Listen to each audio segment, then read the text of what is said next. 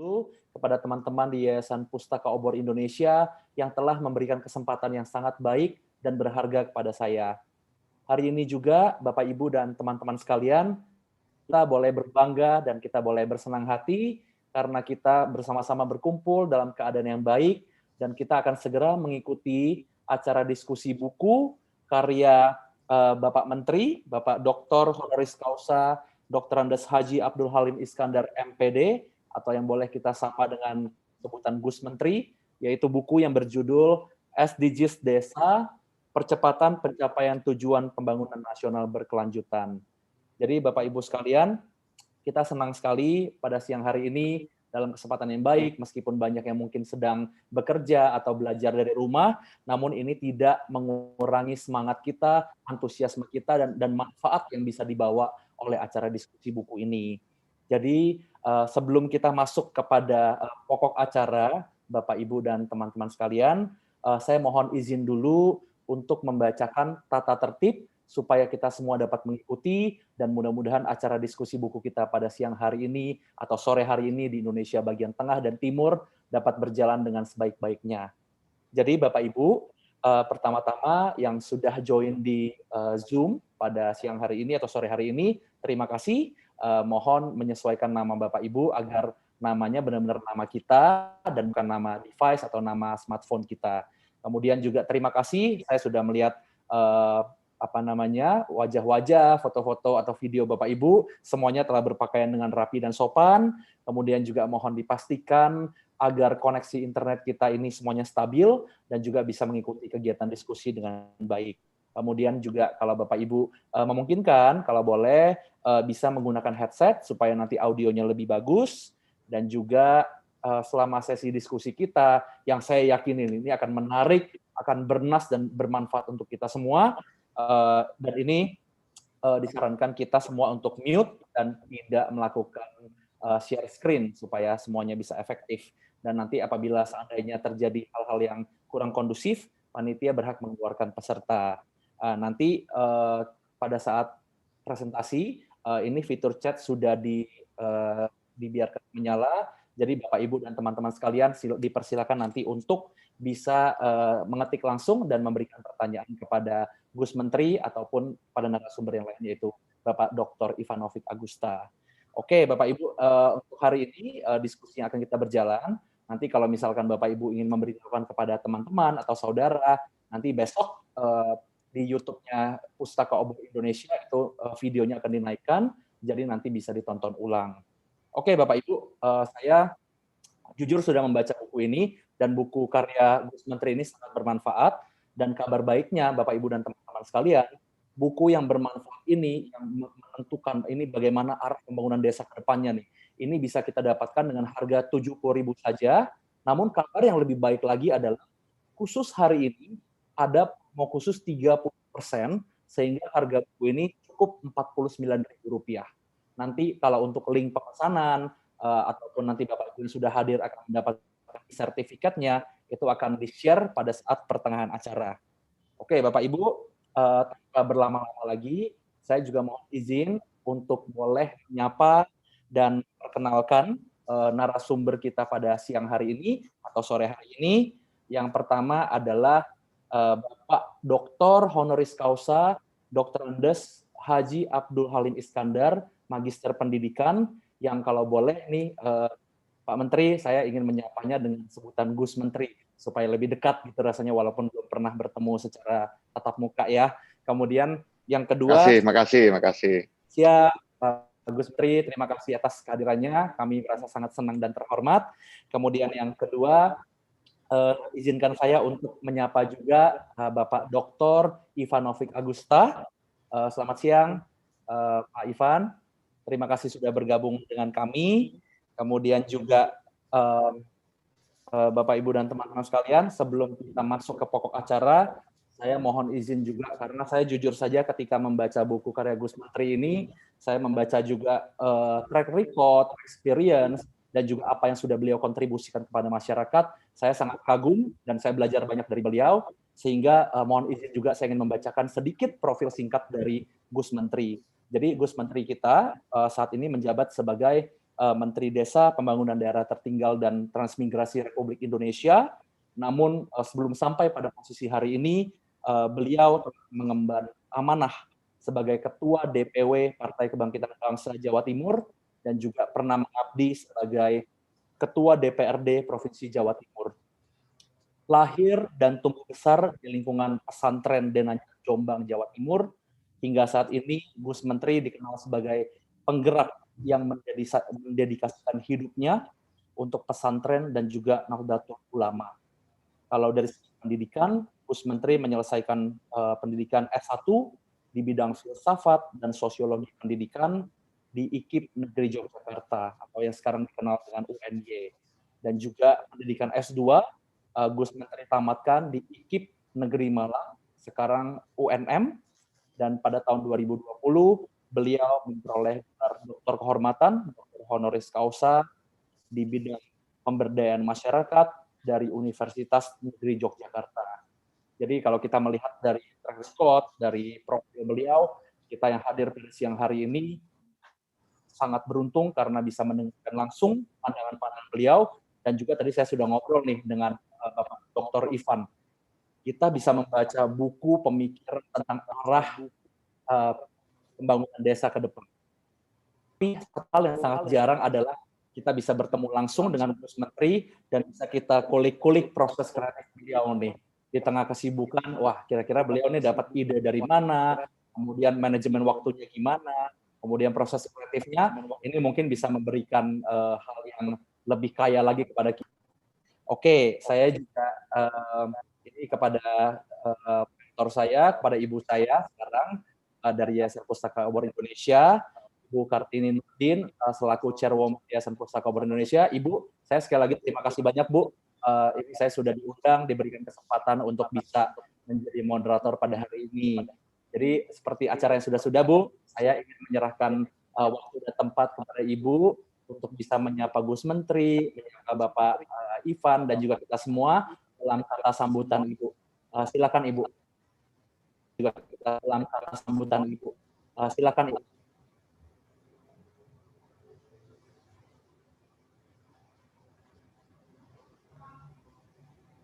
Oke, baik. Terima kasih, William. Assalamualaikum warahmatullahi wabarakatuh. Selamat siang, salam sejahtera untuk kita semua.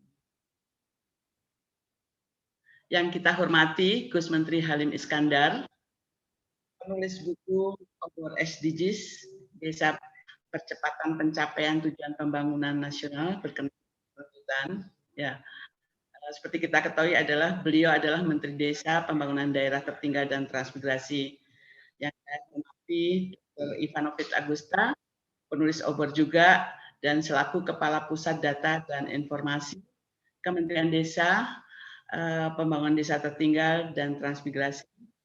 Yang saya hormati William itu sejak telah lulus SMP ya menulis di Obor. Jadi alhamdulillah sampai menyelesaikan studinya di Australia, terus bergiat dengan Obor. Alhamdulillah. Ibu sekalian, peserta Zoom meeting hari ini dari Sabang sampai Merauke, yang mohon maaf tidak dapat kami sebutkan satu persatu, banyak sekali alhamdulillah mahasiswa, dosen, peneliti, perangkat desa, pendamping desa, banyak sekali, ASN, PSN, dari Sabang sampai Merauke, alhamdulillah. Di mana ada kemudahan kita berkenalan, bersilaturahmi, bertemu melalui Zoom ini.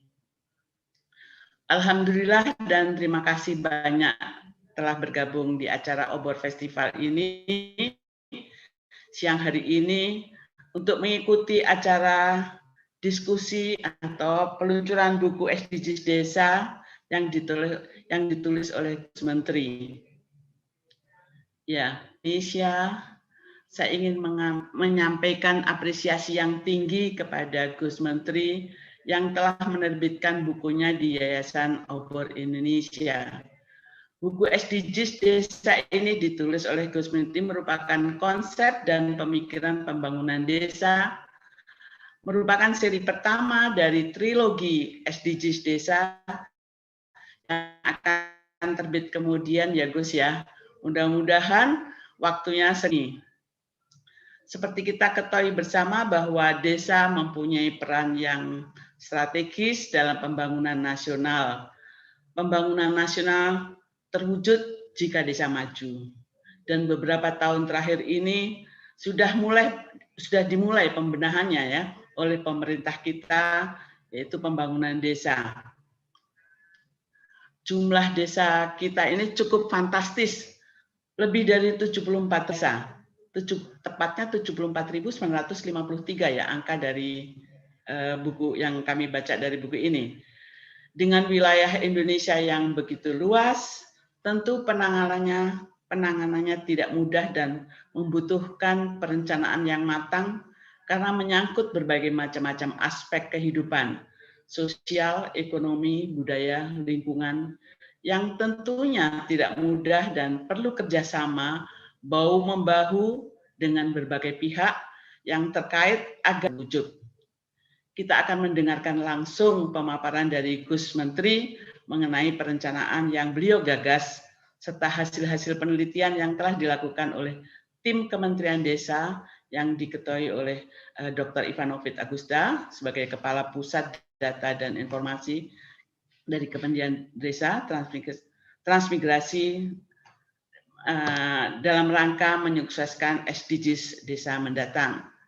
Mudah-mudahan dengan terbitan ini kita semuanya bisa mendapatkan manfaat atas terbitnya buku ini, dan pada hari ini buku SDGs ini kita luncurkan bersama agar semuanya bisa mendapatkan informasi yang secara lengkap dan terbuka dari yang menulis buku. Saya kira itu saja, William, sambutan dari saya selaku Yayasan Pustaka Obor Indonesia. Selamat berdiskusi. Wassalamualaikum warahmatullahi wabarakatuh.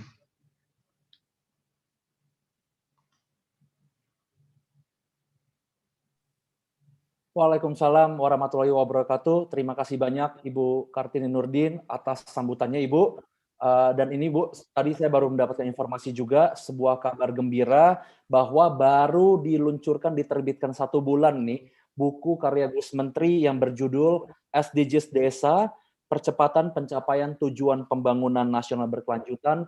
Ini sudah 2 kali cetak ulang. Terima kasih Ya, Tuhan. Betul. Ya, terima kasih juga para pembaca. 2 kali cetak ulang ini. 2 kali cetak ulang dalam waktu singkat. Dan hari ini ya Ibu dan Gus Menteri kita doakan sama-sama supaya langsung cetak ulang ketiga, karena nih Bapak Ibu yang datang nih hari ini ada promo khusus 30%, mudah-mudahan langsung diborong, dipelajari dan diterapkan di desa masing-masing supaya Indonesia semakin maju gitu ya. Jadi jika di kesempatan yang baik ini Gus Menteri, Bapak Dr. Ivan dan Ibu Kartini, saya ingin mengajak nih Ibu Kartini, Gus Menteri, dan Dr. Ivan yang megang bukunya, kita semacam ada simbolis untuk soft launching, kita serahkan buku ini kepada pembaca, kepada masyarakat, supaya ini bisa menjadi lebih bermanfaat ya. Jadi mohon ditahan sebentar, mohon kesediaannya Gus, Ibu, dan Pak Ivan, untuk kita foto bersama dulu. Jadi foto akan dipimpin oleh teman-teman dari Yayasan Pustaka Obor Indonesia ya.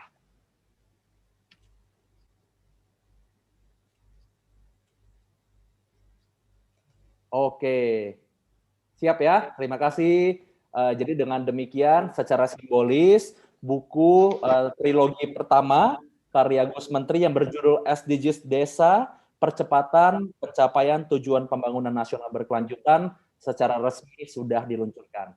Jadi ini akan menjadi satu tonggak awal yang menentukan arah kebijakan desa ke depannya, dan juga karya yang baik ini bisa semakin bermanfaat dari Sabang sampai Merauke. Oke, Bapak Ibu dan teman-teman sekalian, saya tahu tujuan utama Bapak Ibu datang ke sini yang setelah ini. Nah, kita serahkan langsung gimana ya kepada Gus Menteri, boleh menyapa kami semua, menyapa peserta, dan juga jangan lupa nih Gus, biasanya tidak ditulis di bukunya, proses kreatif bisa menulis buku ini seperti apa, dan lahirnya konsep SDGs Desa seperti apa, Gus? Ini kami persilakan ya, Gus ya, untuk waktu dan tempatnya. Silakan.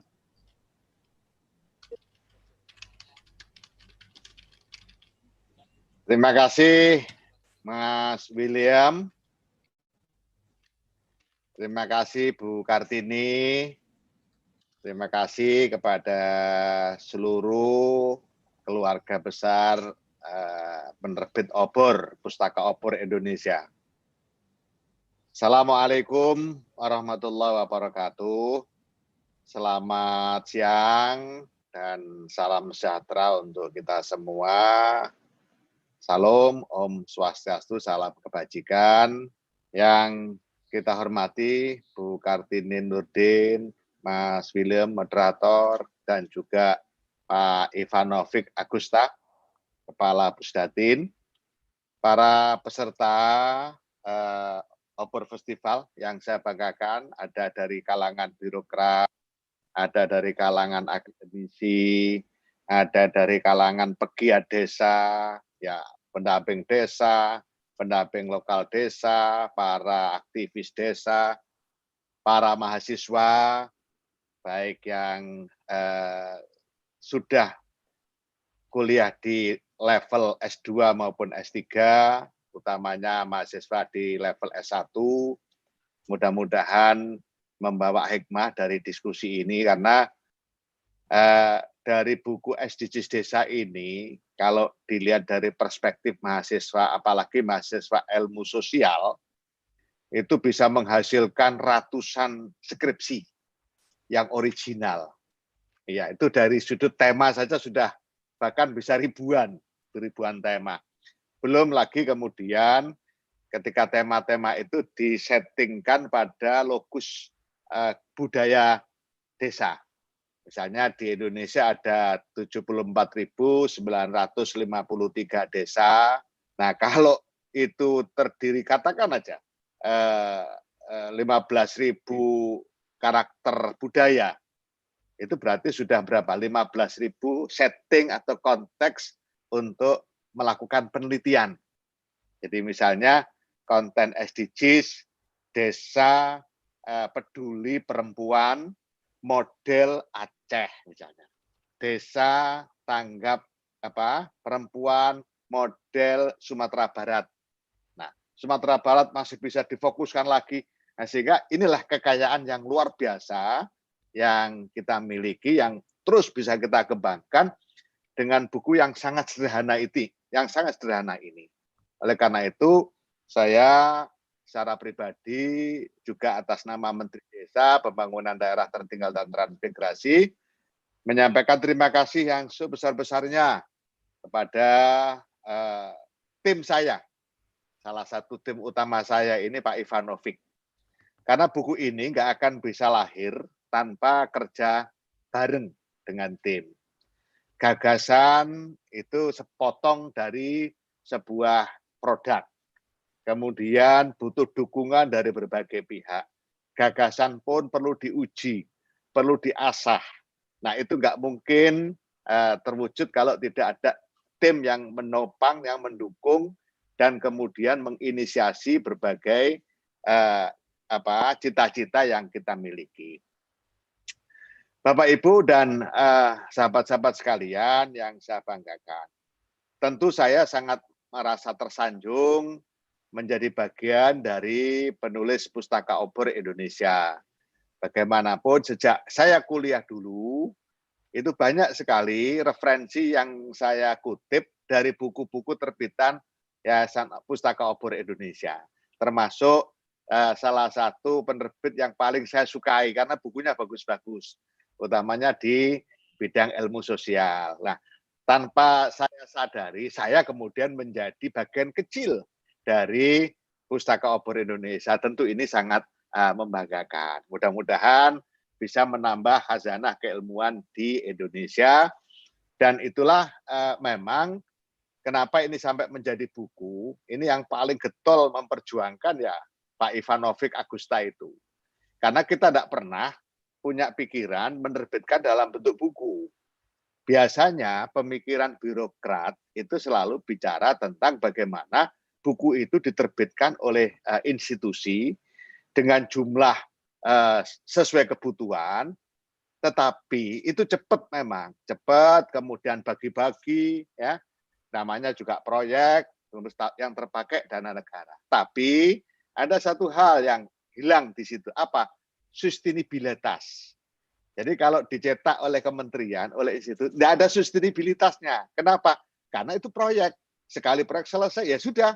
Kadang-kadang dicari file aslinya saja sulit kalau sudah itu dikelola oleh institusi pemerintah.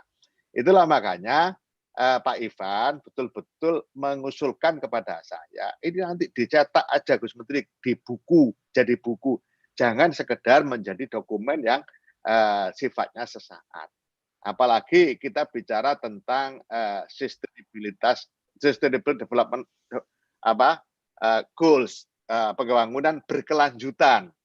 Maka buku kita juga harus berkelanjutan, gagasan-gagasan ini harus berkelanjutan, karena meskipun di dalam regulasi peraturan presiden SDGs atau tujuan pembangunan berkelanjutan versi Indonesia itu akan bisa dicapai di 2030, tetapi pasti akan terus ada beberapa item yang akan terus berkembang, tidak mungkin berhenti di 2030. Misalnya bicara tentang urusan kemiskinan, itu tidak akan pernah selesai. Bicara tentang urusan pendidikan desa berkualitas, tidak akan pernah selesai. Bicara tentang desa peduli lingkungan, itu nggak akan pernah selesai. Bicara tentang desa ekonomi tumbuh dan merata, nah itu tidak akan pernah selesai juga. Makanya Pak Ivan mengusulkan agar gagasan-gagasan ini ditulis dan tidak diterbitkan oleh kementerian, tapi diterbitkan oleh penerbit supaya ada kesinambungan sustainabilitasnya.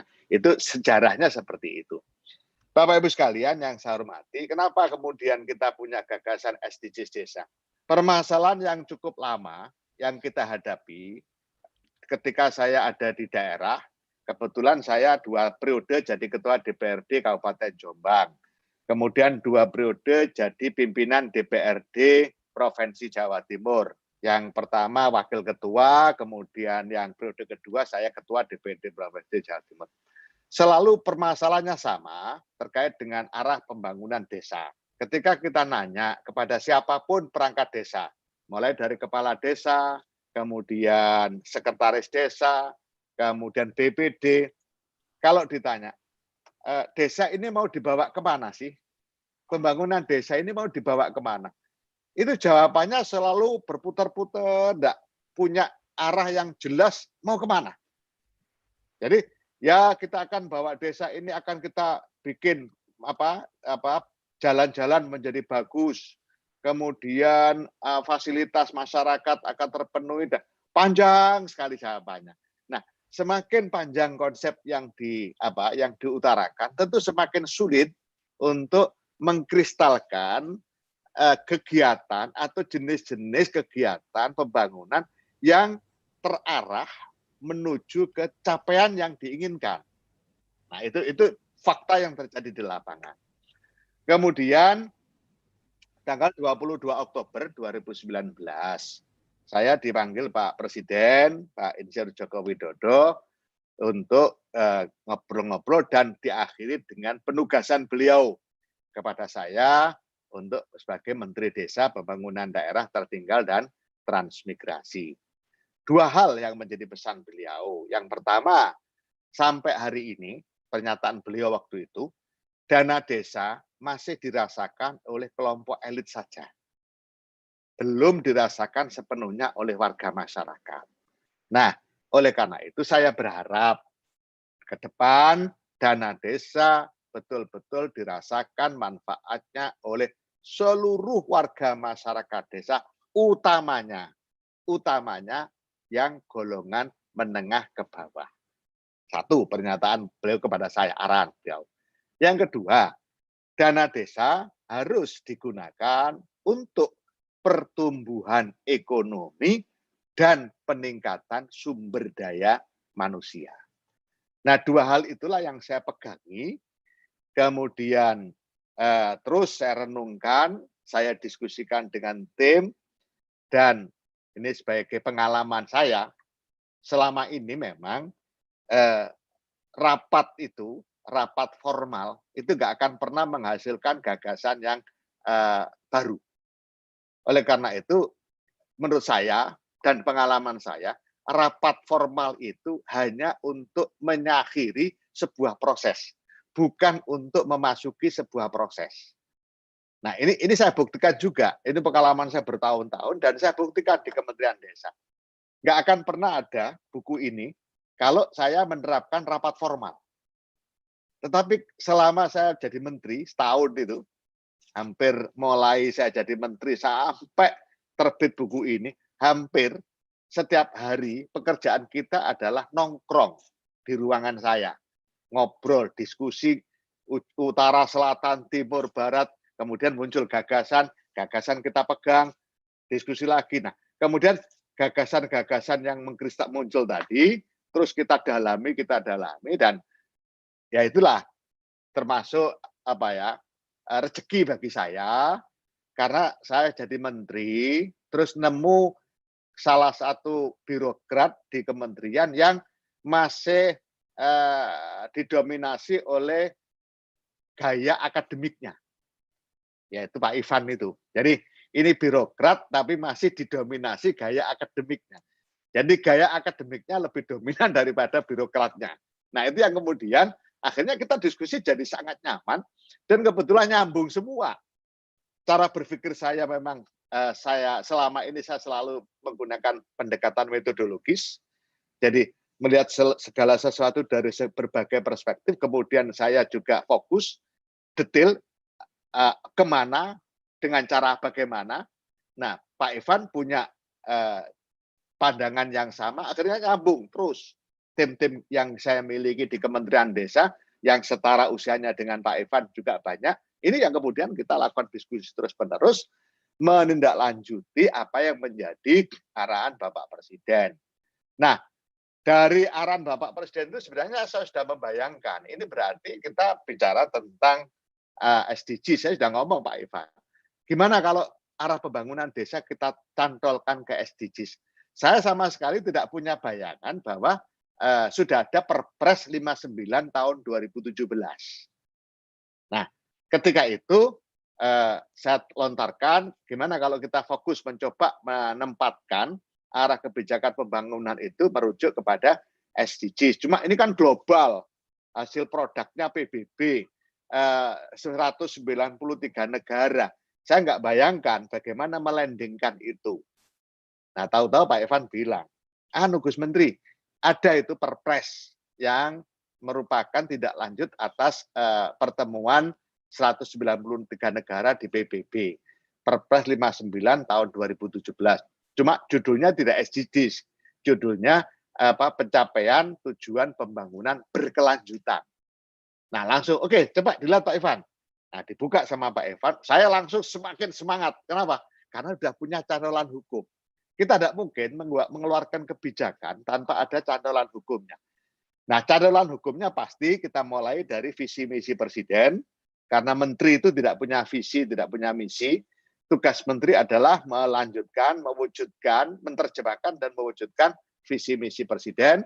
Maka presiden wakil presiden, makanya kemudian kita selalu merujuk kepada arah kebijakan presiden, kemudian RPJMN 2020-2024. Berarti harus ada cantolannya. Nah, cantolan utama SDGs desa adalah Perpres 59 tahun 2017. Nah, disitulah semakin semangat dan semakin yakin bahwa kita akan menemukan satu model yang bisa dijadikan oleh para pegiat desa, para kepala desa, para aktivis pembangunan desa untuk menentukan arah pasti desa ini mau dibawa kemana. Tentu tidak bisa semua secara simultan, tetapi tahapan-tahapan bisa dilakukan. Dan yang terpenting saya sampaikan Pak Ivan waktu itu, dan yang terpenting adalah di benak saja sudah bisa membayangkan apa yang harus dilakukan. Jadi baru ngomong konsep saja, kita sudah harus bisa membayangkan apa yang harus dilakukan. Itu baru bisa merumuskan kalimat yang, itu berarti kita harus merumuskan kalimat yang betul-betul landing, yang betul-betul operasional kalau dalam bahasa metodologisnya. Nah, itulah makanya diskusi yang cukup panjang adalah merubah atau menurunkan, membumikan diksi-diksi dari SDGs global, kemudian diturunkan diksinya menjadi tujuan pembangunan berkelanjutan Perpres 59 tahun 2017, terus kita landingkan ke desa. Karena ini penting.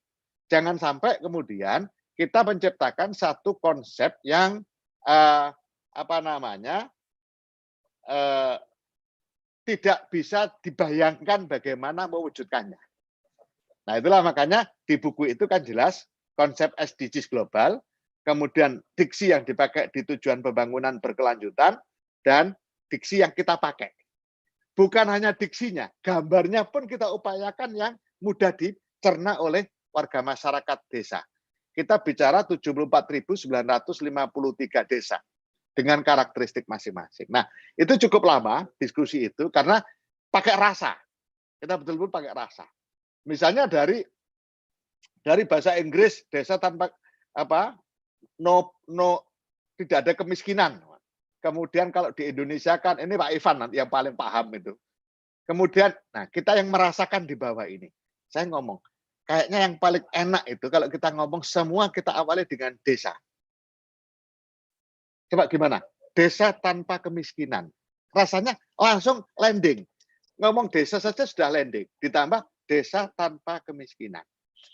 Desa tanpa kelaparan. Desa peduli atau ramah perempuan. Desa, semuanya dalam tataran konteks penggunaan diksi saja sudah landing desa. Nah, kemudian menerjemahkan pemukiman yang ramah, dan itu agak panjang juga. Sehingga juga gambarnya, nah, itu bisa dicermati nanti. Gambar SDGs global, kemudian gambar yang dipakai di Perpres 59, kemudian gambar yang ada di SDGs desa.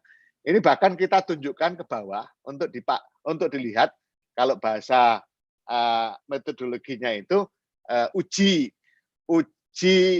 reliabilitas, ya, uji konsep, apakah bisa dipahami dari sisi konsep. Alhamdulillah ternyata sangat mudah dipahami. Misalnya kita balik, Pak Lurah, Pak Kepala Desa, Pak Nagari, Pak Wali Nagari, kira-kira kalau ada arah kebijakan bahwa desa ini target pembangunannya adalah menuju terwujudnya desa tanpa kemiskinan, itu kira-kira sampai bisa nggak bayangkan apa yang harus dilakukan? Alhamdulillah, ternyata semua yang kita ajak ngomong itu sudah punya gambaran. Nah, akhirnya dengan diksi-diksi yang sederhana itulah, maka akan mudah dicerna, dan di sini di benak saja sudah punya gambaran nanti bagaimana yang harus dikerjakan. Desa tanpa kelaparan. Semua orang paham kelaparan itu apa. Desa tanpa kemiskinan. Semua orang paham diksi kemiskinan itu apa. Nggak usah menjelaskan panjang lebar, yang namanya miskin pasti dimusuhi oleh semua orang. Dan dalam melakukan pembahasan juga saya yakin tidak akan ada perdebatan panjang. Misalnya, bahas di BPD, kebijakan APBDes.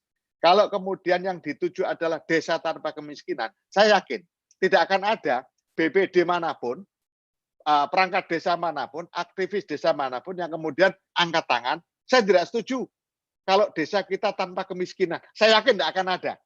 Karena kalau ada orang seperti itu, ya itu sudah berarti extraordinary dalam pikirannya. Masa menuju desa tanpa kemiskinan kok tidak setuju? Saya tidak setuju desa saya tanpa kelaparan. Saya kepingin desa saya tetap ada kelaparan. Itu tidak masuk akal. Nah, itulah makanya ini kita simulasi sedemikian rupa. Nah, itulah cerita sedikit proses bagaimana kita merumuskan dan mewujudkan gagasan SDGs desa. Kemudian penggunaan judul. Saya ngotot, pokoknya kita pakai nama SDGs desa, jangan pakai nama lain. Jangan tujuan desa berkelanjutan, jangan. Bulat nanti, terlalu panjang. Karena SDGs sendiri itu sudah menjadi satu diksi yang umum. Tinggal kita landingkan desa satu. Masalah nanti di desa dibaca SDGs desa, nggak apa-apa, silakan aja. Oh, toh itu juga nggak salah. Membaca SDGs desa, nggak apa-apa. Tapi kita terus ngomong SDGs desa, SDGs desa, SDGs desa. Lama-lama semua orang bacanya juga SDGs desa. Karena apa? Kita sosialisasinya SDGs desa. Ketika ada 1, 2, 3, 4 mengatakan SDGs desa, nggak apa-apa, nggak penting. Yang penting tahu isinya. Nah, kenapa saya tetap ngotot pakai SDGs desa? Karena saya ingin menunjukkan kepada dunia global bahwa apa yang digagas di PBB, 193 negara membahas itu dan merumuskan SDGs Sustainable Development Goals, ternyata di Indonesia bisa diterapkan pada tingkat desa. Nah, itu kan luar biasa pada tingkat desa. Apalagi kemudian ketika kita hitung-hitung dari SDGs desa 18 goals itu, kalau nanti tercapai itu berkontribusi 74% atas tujuan pembangunan berkelanjutan. Dari mana rumus 74% itu? SDGs desa itu ada 18. 18 itu kalau kita bagi dua, itu ada 2 kelompok. Satu kelompok kewargaan, misalnya desa tanpa kemiskinan, itu bicara kewargaan. Desa tanpa kelaparan, itu bicara kewargaan. Desa sehat dan sejahtera, itu bisa bicara kewargaan. Kemudian desa layak air bersih dan sanitasi, itu bicara kewargaan. Tapi ketika bicara desa berenergi bersih dan terbarukan, sudah bicara kewilayahan. Desa peduli lingkungan darat, desa peduli lingkungan laut, desa tanggap perubahan iklim, dikonsumsi dan produksi desa sadar lingkungan, itu sudah bicara kewilayahan. Nah, ketika kita bicara kewilayahan, 91% wilayah Indonesia itu ada di desa. Ketika kita bicara kewargaan, 43% penduduk Indonesia ada di desa. Nah, ketika bicara kewilayahan 91%, ketika bicara kewargaan 43%, ketika totalitas dua hal ini yang terangkum dalam 18 SDGs untuk SDGs desa, maka akan ketemu angka 74% kontribusi SDGs desa terhadap pencapaian tujuan pembangunan berkelanjutan. Nah, itulah makanya tercapainya SDGs desa sama dengan terwujudnya atau tercapainya 74% tujuan pembangunan berkelanjutan. Nah, terakhir yang perlu saya sampaikan pada kesempatan yang berbahagia ini, di SDGs global maupun Perpres 59 2017 terdiri atas 17 goals, di SDGs desa 18. Ada satu goals, yaitu goals 18, kelembagaan desa dinamis dan budaya desa adaptif. Ini khas Kementerian Desa, khas milik desa. Kenapa? Khas SDGs desa. Kenapa? Karena pembangunan desa-desa di Indonesia harus betul-betul memberikan ruang yang cukup bagi keberlanjutan adat istiadat masyarakat setempat atau yang disebut kearifan lokal. Dan saya sejak saya jadi Menteri Desa selalu ngomong, jangan sekali-kali merencanakan pembangunan keluar dari akar budaya warga masyarakatnya. Perencanaan pembangunan desa harus bertumpu pada akar budaya masyarakat setempat, lokal wisdom, kearifan lokal. Maka saya yakin kalau pembangunan ini dirancang atas akar budaya warga kita, apapun dan sekuat berapapun angin kencang bertiup, kalau akar budayanya kokoh, maka kita tidak akan mudah terpengaruh. Kebebasan komunikasi, internet terbuka, global, dan seterusnya akan aman bisa kita kelola dengan baik ketika pembangunan desa-desa Indonesia betul-betul bertumpu pada akar budaya warga masyarakatnya. Itulah makanya SDGs ke-18 merupakan keniscayaan, baik sebagai goals, ya, sebagai tujuan di mana desanya yang dituju adalah kelembagaan desa dinamis dan budaya desa adaptif, tapi juga sebagai warna atas 17 SDGs. Jadi SDGs ke-18 itu punya dua sisi mata uang atau dua sisi mata pisau. Satu terkait dengan pencapaian tujuan yang ingin dicapai. Yang kedua, SDGs ke-18 mewarnai SDGs 17 SDGs yang lain. Kita bicara tentang desa tanpa kemiskinan harus juga bertumbuh pada adat budaya masyarakatnya. Jangan kemudian bicara desa tanpa kemiskinan, warga masyarakatnya, bahan pokoknya sagu, kita bicara desa tanpa kemiskinan, tanpa kelaparan, kemudian kita merubah makanan pokoknya menjadi beras. Itu namanya tidak bertumbuh pada akar budaya. Itu yang saya maksud. SDGs ke-18 ini di samping sebagai sebuah goals juga merupakan warna, memberikan warna kepada proses pencapaian 17 goals yang lainnya. Saya kira itu yang bisa saya sampaikan. Mohon maaf agak terlalu panjang. Nanti ketika ada yang perlu mendapatkan penjelasan secara detail, saya minta Pak Ivanovic untuk bisa mendampingi sampai selesai. Karena saya mohon maaf tidak bisa mendampingi, tapi Pak Ivanovic sangat paham karena day to day saya diskusi dengan tim saya, salah satu anggota timnya adalah Pak Ivanovic juga. Itu makanya sangat paham beliau dan banyak juga masukan-masukan beliau kepada saya, ya seperti termasuk dicetak jadi buku. Nah, kemudian buku ini ada trilogi. Maka kita sampaikan di sini. Trilogi SDGs Desa. Sejak awal saya sudah bicara ke Pak Ivan, buku kita ini tidak boleh hanya satu. Kenapa? Karena buku ini nggak ada gunanya Pak Ivan, kalau hanya ngomong konsep. Buku ini buku implementatif, bukan buku teori. Kalau teori udah banyak, tapi saya tidak mau buku ini hanya jadi rujukan teoritik. Oleh karena itu, buku ini bicara tentang desa tanpa kemiskinan, bicara keterlibatan perempuan desa, bicara pendidikan desa berkualitas. Itu akan omong doang kalau kita tidak memberikan bagaimana cara mengukurnya. Nah, mengukur itu penting karena ini proses pembangunan. Langkah-langkahnya harus jelas, operasional, dan terukur. Kita jangan ngomong hanya terukur saja, tapi tidak memberikan bagaimana cara mengukurnya. Maka trilogi SDGs yang kedua adalah metodologi dan pengukuran. Sudah insya Allah dalam waktu beberapa hari ini akan kita kirim ke Obor juga untuk diterbitkan. Jadi metodologi dan pengukuran. Isinya bagaimana mengukur 18 goals tadi. Kalau dua buku ini dipegang siapapun, dia bisa mengikuti apa perjalanan pembangunan desa, mulai dari konsepsi sampai mengukurnya.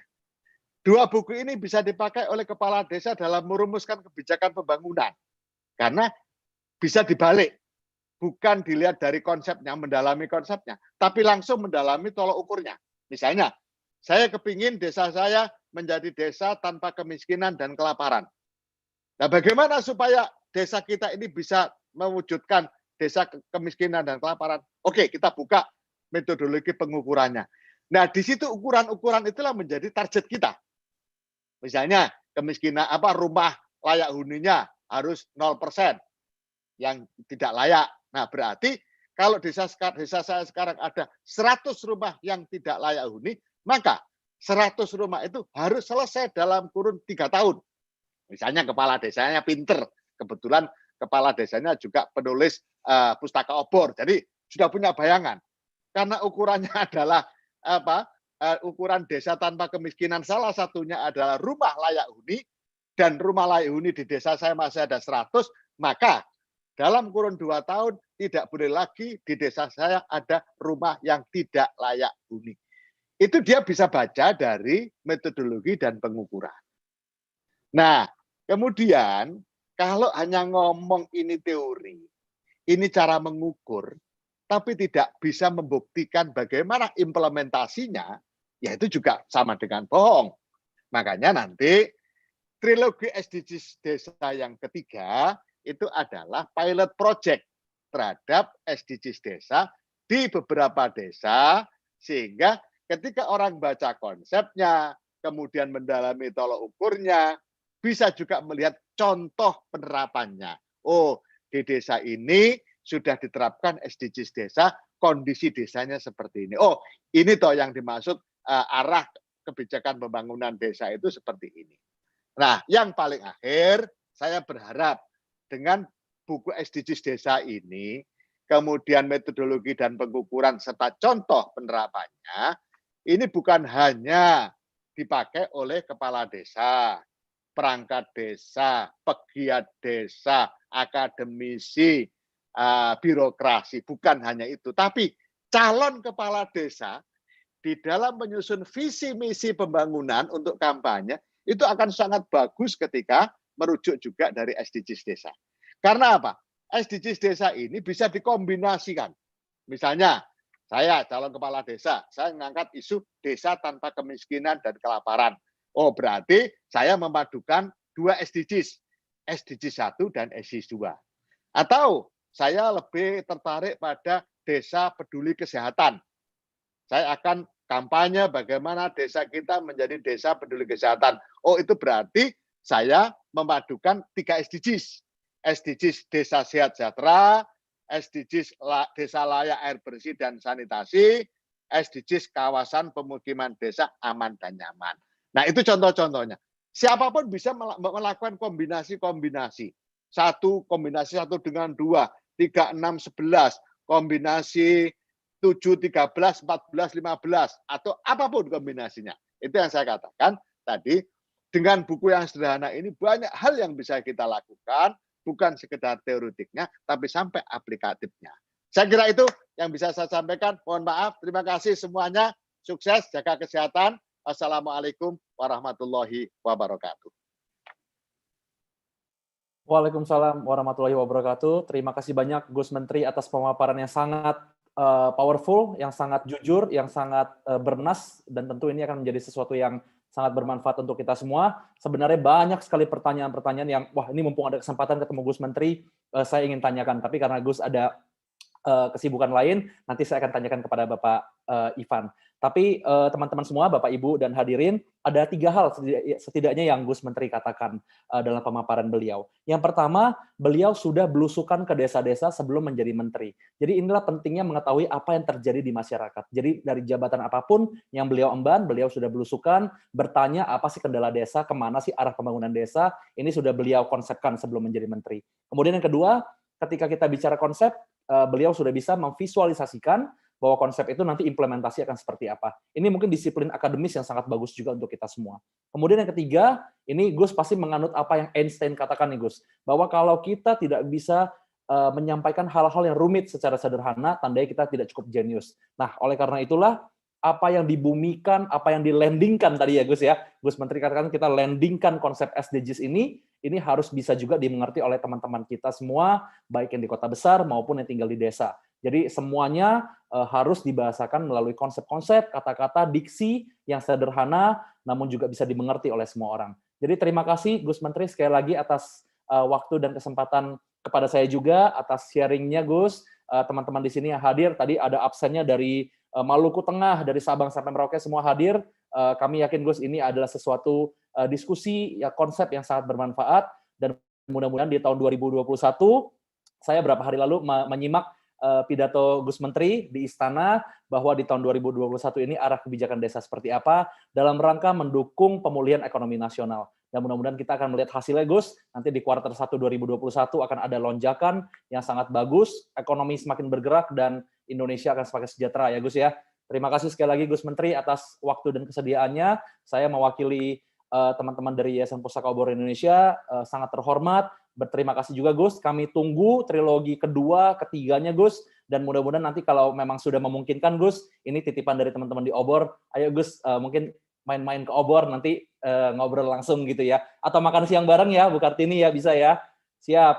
Terima kasih Gus Menteri. Untuk selanjutnya saya akan menyerahkan kesempatan yang baik ini kepada Bapak Ivanovic Agusta selaku Kepala Pusat Data dan Informasi Kementerian Desa, Pembangunan Daerah Tertinggal dan Transmigrasi Republik Indonesia. Kepada Bapak Ivan, saya persilakan untuk menceritakan nih Pak, kira-kira kan tadi Gus Menteri sudah katakan nih ide kreatif datang dari mana, bahwa inspirasi datang dari diskusi-diskusi di ruangan beliau dengan Bapak juga nih. Mungkin Pak Ivan boleh menjelaskan kepada kami semua, kepada hadirin, kira-kira kalau di lapangan itu seperti apa sih, data-data apa, atau temuan-temuan apa yang ditemukan sehingga mendukung atau semakin meyakinkan Gus Menteri untuk menuliskan buku ini. Silakan Pak Ivan, waktu dan tempat kami persilahkan. Terima kasih Mas William, Bu Kartini, Bapak Ibu sekalian yang sungguh sangat banyak ini. Jadi saya kira juga banyak hal baru tadi yang disampaikan oleh Gus Menteri. Tentu saja beliau berendah hati untuk mengatakan ada satu grup yang menggodok berbagai ide gitu. Tapi sebetulnya praktis semuanya di bawah kendali beliau. Tapi saya jadi ingat begini Mas William. Ada buku yang diindonesiakan di Innovator itu yang isinya banyak inovator-inovator dari aspek IT dari awal sampai akhir, dan yang menarik dari penulisnya itu kita harus belajar dari para inovator IT itu bahwa tidak ada temuan yang berdiri sendiri. Jadi membayangkan satu ilmuwan yang hidup menyendiri, berpikir sendiri, kemudian menorkan satu yang sangat bagus gitu, itu sudah hampir mustahil, terutama di masa ini. Jadi Walter Isaacson menyampaikan seperti itu di dalam buku itu. Dan kemudian ada satu buku lagi yang penting bagi saya sebagai sosiolog gitu. Tadi guyonannya di Kementerian Desa itu sosiolog itu jabatannya kalau bukan Kapus Datin itu menteri sebetulnya. Apa namanya? Ada sosiolog Bourdieu yang dalam setiap kali bukunya terbit itu selalu menyampaikan bahwa sebetulnya kami bekerja sebagai satu tim besar. Bahwa kemudian muncul hasil-hasil besar, itu memang tim kami tim yang sangat besar. Bahwa kemudian yang ada itu di saya itu, kalau istilah beliau ya, kenapa Bourdieu yang seperti itu, yang kemudian lebih banyak dikenal dan lebih banyak menulis, ya memang karena dia kepalanya. Ketua tim lebih banyak memahami daripada anggota bagaimanapun itu. Saya juga suka tadi Mas William menyampaikan bahwa apa namanya itu dari Einstein itu bahwa hanya jeniuslah yang bisa menulis dengan cara yang paling sederhana. Nah, dan di sini saya punya menemukan banyak keanehan pada diri Gus Menteri ini. Sebetulnya saya paling tidak mengalami relatif dekat dengan Menteri Desa ini sejak dari Menteri Eko sebelum beliau itu. Jadi kalau kita lihat ada Menteri Desa pertama Pak Marwan yang meletakkan dasar-dasar yang sangat penting supaya desa itu mendapatkan rekognisi dari banyak pihak. Kemudian berikutnya di dalam Kementerian Desa sendiri, saya kira manajemen itu di Kementerian Desa banyak diperbaiki oleh Menteri Eko. Dan kebetulan saya diminta menjadi advisor beliau waktu itu.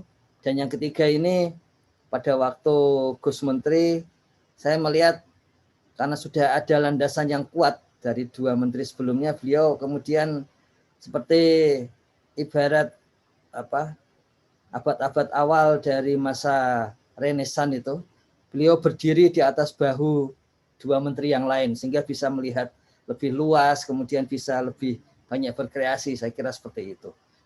Dan tadi yang disampaikan dengan sangat sederhana itu realnya begini, Mas William dan teman-teman sekalian. Jadi setiap kali ada peraturan maka beliau itu selalu meminta supaya diperas halamannya. Jadi tidak lagi aturan-aturan yang di atas 100 halaman gitu. Siapa yang mau membaca dan memahami gitu. Ya sebetulnya ada, cuman tentu saja tidak banyak gitu. Dan beliau selalu memerasnya, melihat tadi Mas William menyampaikan pilihan diksinya benar-benar seingat saya kita hampir selalu berdebat soal diksi ya. Sama-sama bisa merasakan bahasa gitu, jadi bisa saling berdebat. Dan yang terakhir beliau selalu meminta supaya ada village summary. Village summary itu semacam ringkasan yang sangat sederhana, yang itu harus bisa dibaca oleh masyarakat desa.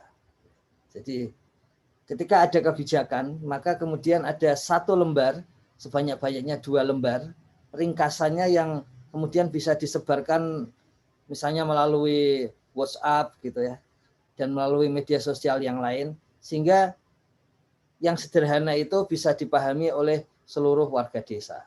Jadi sebelum buku ini lahir, seingat saya sudah ada lebih dari 5 village summary yang beliau ciptakan selama istilahnya kita menyusun orkestrasi kebijakan desa 2020 ini. Jadi seperti itu. Dan tentang buku ini, dari awal sebetulnya Kementerian Desa itu memiliki satu susunan bahan paparan menteri ya, mengikuti Bapak Presiden. Jadi bahan paparan menteri itu selalu diupdate terus-menerus dan sebagainya. Kemudian ditambahin kalau ada hal yang baru sampai lebih dari 100 slide gitu. Dan selalu slide yang menarik bagi banyak pihak itu apa saja hasil-hasil dari penggunaan dana desa. Idenya di awal sebetulnya adalah gambarnya itu mirip SDGs, meskipun isinya tidak. Ya.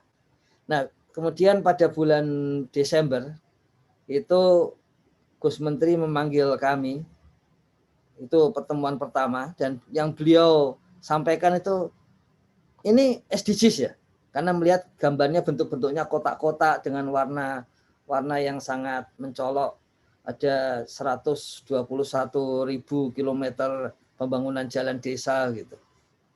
Terus kami sampaikan bukan SDGs, memang idenya mirip SDGs ya, tapi itu bukan.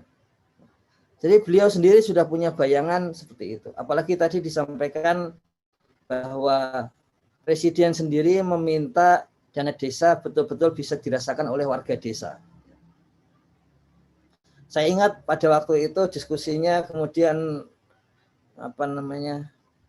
bagaimana membacanya itu Mas William? Eureka apa Ereka? Seperti waktu Archimedes menemukan teori itu. Loh, kalau Eureka, kalau warga desa harus bisa merasakan, warga desa harus bisa merasakan dana desa, maka nama yang paling tepat tentu saja adalah No One Left Behind, karena harus semua bisa merasakan. Sebetulnya di akhir tahun lalu Gus Menteri itu menyampaikan, mohon maaf saya sedang di rumah orang tua dan rumahnya persis di bawah masjid, jadi saya tutup sebentar jendelanya.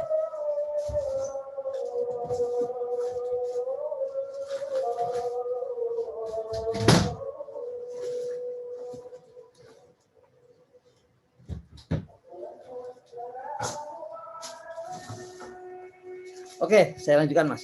Jadi, kalau warga desa harus merasakan, maka apa namanya kalau bukan No One Left Behind itu?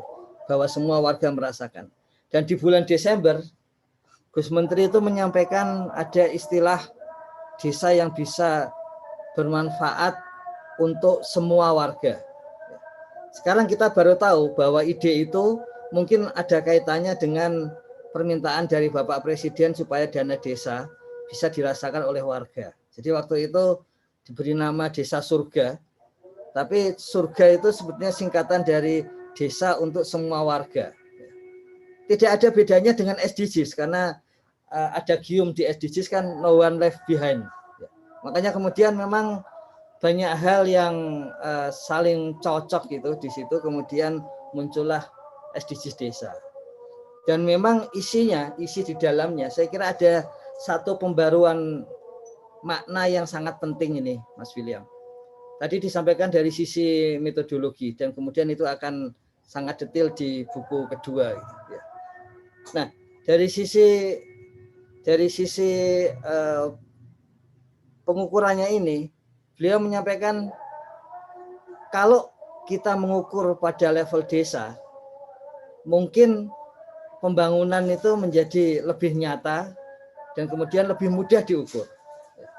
Memang karena ada COVID, kita kemudian tahu, Mas, bahwa ketika mengumpulkan data, kalau di Kementerian Desa itu ada 8 juta keluarga yang menerima bantuan langsung tunai dana desa. Itu satu desa itu rata-rata hanya menghitung 105 keluarga. Kemudian 105 keluarga itu kalau RT-nya rata-rata itu 10 biasanya, itu berarti satu RT ya hanya 10 keluarga menghitung itu. Sementara kalau kita hitung pada level kabupaten, maka kabupaten itu bisa harus menghitung, karena kemarin jumlah yang akan mendapatkan bantuan itu sangat besar. Itu 43.000 keluarga harus dikumpulkan di level kabupaten. Padahal di level desa hanya 100 keluarga gitu. Nah, itu sebabnya kemudian ketika Gus Menteri menyampaikan, ini juga satu temuan yang menarik pada waktu diskusi itu. Beliau menyampaikan bagaimana kalau kita menghitung tidak ada orang miskin itu pada level desa. Jadi kalau nasional itu kan mengurangi 28 juta orang miskin kan sulit gitu. Tapi di desa orang miskin ternyata paling banyak, rata-rata itu ya 443 rata-rata. Kalau menurut data dari Bansos yang kemarin. Loh, kalau begitu bisa dong. Ya. Jadi ternyata misalnya setelah mendapatkan BLT ini, itu beliau mendapatkan laporan bahwa paling tidak ada 2 desa di Sumatera Utara yang tidak menyalurkan bantuan karena sudah tidak ditemukan keluarga miskin. Berarti desa tanpa kemiskinan sudah ada buktinya di sana. Bahkan di masa pandemi COVID. Di Jawa Barat ada 2 desa, Jawa Timur ada 1 desa, Kalimantan Selatan ada 13 desa. Artinya ketika kita membuat level dari analisis pembangunan desa itu benar-benar pada level desa, itu kemudian memungkinkan untuk dihitung dan kemudian dicapai. Makanya kemudian Gus Menteri waktu itu menyampaikan yang tadi disampaikan, semua harus ada kata desa. Jadi bukan no poverty dalam adagium SDGs globalnya, atau sudah tidak ada lagi kemiskinan dalam tujuan pembangunan nasional, tapi kemudian menjadi desa tanpa kemiskinan. Ini kalau kita lihat ini ada satu teman kita yang menarik di sini ya. Yang tadi disampaikan oleh Gus Menteri, Mas.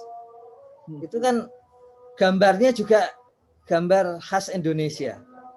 Saya kira itu di sini kalau kita lihat di bukunya itu ada bab mengenai pelokalan ya. Itu betul-betul detailnya Gus Menteri ada di sana itu. Misalnya ketika mengatakan desa tanpa kemiskinan, itu kemudian apa sih cirinya tanpa kemiskinan? Dulu Profesor Sayogyo itu menyampaikan dalam simpan pinjam, orang miskin itu dalam banyak skema program itu diberikan pinjaman. Tapi yang menarik, begitu dia lepas dari kemiskinan, pasti dia akan mencoba untuk menyimpan. Jadi simpan pinjam itu programnya pinjaman, tapi kalau program berhasil, pasti keluarga itu jadi menyimpan. Makanya kemudian Gus Menteri punya ide, gimana kalau kita pakai celengan di desa. Ya.